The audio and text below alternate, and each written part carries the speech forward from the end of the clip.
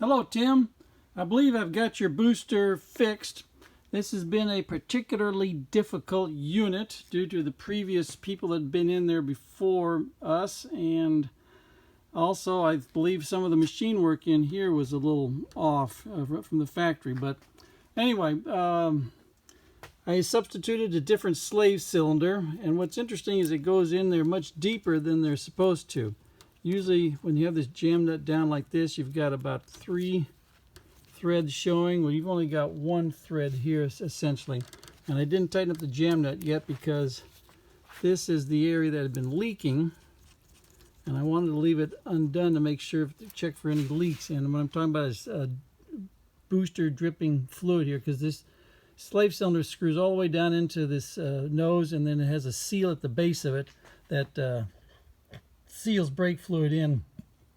And if that seal isn't working, or if there's a problem with the slave cylinder, the brake fluid migrates out and then starts dripping underneath here. The other thing in this screw right here, this access port, this is for filling the booster with mineral oil, because the original leather diaphragm is in there. And when I say fill it, what you're going to do is have this booster in the installed position and then put mineral oil up until it starts to come out of this hole right here, and then plug it off. But you have to have mineral oil. This is got the original leather seal, leather diaphragm. Alright, so what we did here, on the booster, you got your 2 vacuum gauges tied together to read vacuum as put out by my test unit. And then as this as the booster is activated, this gauge goes to 0, and this gauge stays constant, hence the term constant. And then says this gauge goes to 0 when the booster is fully applied.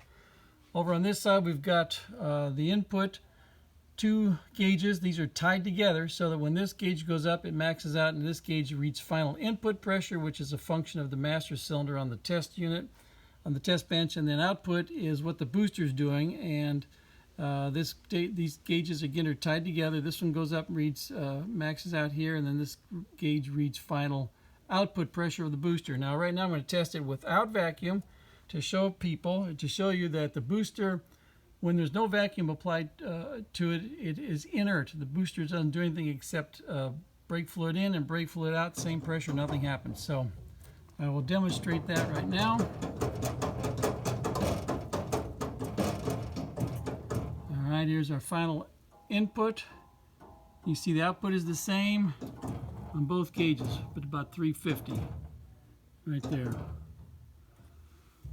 That's without vacuum. Now I'm going to hit it with the vacuum.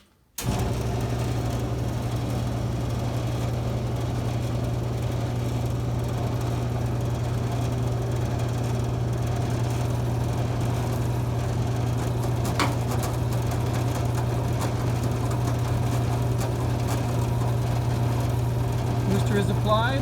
Come over here, we see our pressures. 350, we got 350, and you see we're up to over 700, 800, 900. This is a 2-to-1 boost ratio, so we should be easily at over 700 psi when we're at 350 right here.